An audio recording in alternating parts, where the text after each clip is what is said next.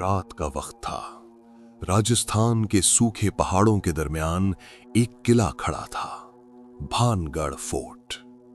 दिन में ये जना एक पुराना हिस्टोरिकल मॉन्यूमेंट लगती है, लेकिन जैसे ही सूरज गुरूब होता है, ये किला जिंदा हो जाता है। लोग कहते हैं गवर्नमेंट ऑफ इंडिया ने भी ऑफिशियली इस जगह को हॉन्टेड डिक्लेयर किया हुआ है। सूरज ढलने के बाद यहां जाना इल्लीगल है और जो लोग इस कानून को तोड़ते हैं वो अक्सर वापस नहीं आते, या अगर आते भी हैं तो बिल्कुल चुप, खौफ से भरे हुए। इस किले की कहानी शुरू होती है प्रिंसेस रत्नावती से। वो अपने वक्त की सबसे खूबसूरत राजकुमारी थी। उसकी खूबसूरती के चर्चे पूरे राज्य में थे। एक दिन एक तांत्रिक जादूगर जिसका नाम था सिन्हिया राजकुमारी से पागलपन की हद तक मोहब्बत बेकर बैठा। उसने काला जादू का सहारा लिया।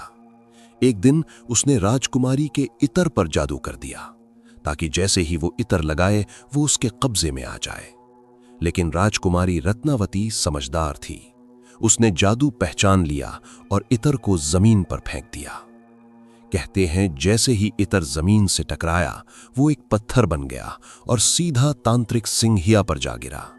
मरते वक्त उस तांत्रिक ने भानगढ़ फोर्ट को लानत दे दी। उसने कहा, इस शहर का कोई घर मुकम्मल नहीं होगा, यहां रहने वाला कोई भी जिंदा नहीं बचेगा।